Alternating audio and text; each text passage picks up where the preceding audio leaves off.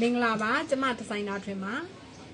ကျမထုတ်ထားတဲ့ဒီဆောက်လေးတွေကိုဝယ်ပြီးတော့သုံးမယ်လို့စိတ်ကူးတဲ့အခါမှာဒီဆောက်ထဲမှာဘာလေးတွေပါလာလဲတကယ်သုံးဝင်သလားဘယ်လိုသုံးရတာလဲဆိုတာကိုသိချင်လို့ရှိရင်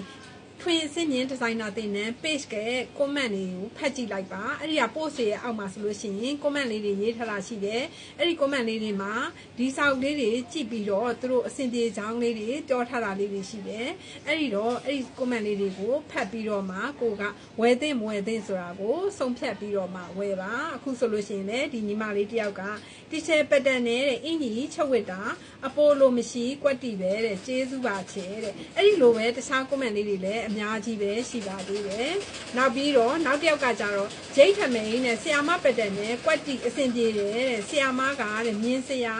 ကြားစရာတူးမို့ခါရွားပြပါတယ်ရှင်တဲ့အဲ့ဒီလိုမျိုး comment လေးတွေအများကြီးပဲရှိတယ်เนาะအဲ့ဒီ comment လေးတွေကိုတက်တည်ယူပြီးတော့ကိုကဒီစာအုပ်ကလေးကိုဝယ်ပြီးတော့သုံးသင့်မသုံးသင့်ဆိုတာကိုစုံဖြတ်ပါအဲ့ဒီစာအုပ်ကိုဝယ်ပြီးတော့သုံးတဲ့အခါမှာဆိုလို့ရှိရင်လည်းဒီစာအုပ်ထဲက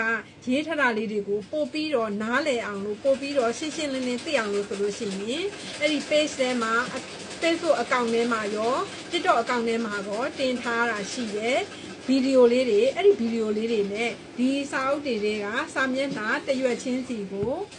ရှင်းပြထားတာလေးတွေရှိတယ်အဲ့ဒီတရွက်ချင်းစီရှင်းပြထားတာလေးတွေကိုလိုက်ပြီးတော့ကြည့်ပြီးတော့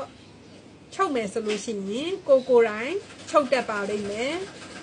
ချုပ်ခမကုံမဲနဲ့ချုပ်ပြီးတော့ဝေးလို့ရပါလိမ့်မယ်တင်နန်းဖွင့်ထားတဲ့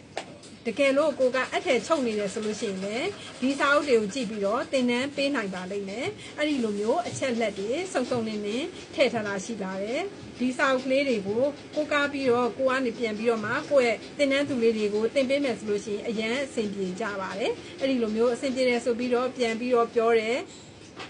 comment တွေရော message တွေရောဖုန်းတွေရောအများအားဝင်လာတယ်အားကြောင့်မလို့အဆင်ပြေတယ်ဆိုလို့ရှိရင်စင်ပြေခြင်းနဲ့ဆိုလို့ရှိရင်တော့ဒီစာအုပ်ကလေးတွေနဲ့ဗီဒီယိုလေးတွေနဲ့တွဲကြည့်ပါဒါတောင်မှဒီဗီဒီယိုနဲ့စာအုပ်နဲ့တွဲကြည့်တာတောင်မှအဆင်ပြေတယ်ဆိုလို့ရှိရင်တော့ online class ကိုတက်လိုက်မယ်ဆိုလို့ရှိရင်တော့ပို့ပြီးတော့အဆင်ပြေသွားပါလိမ့်မယ် online class မှာကြတော့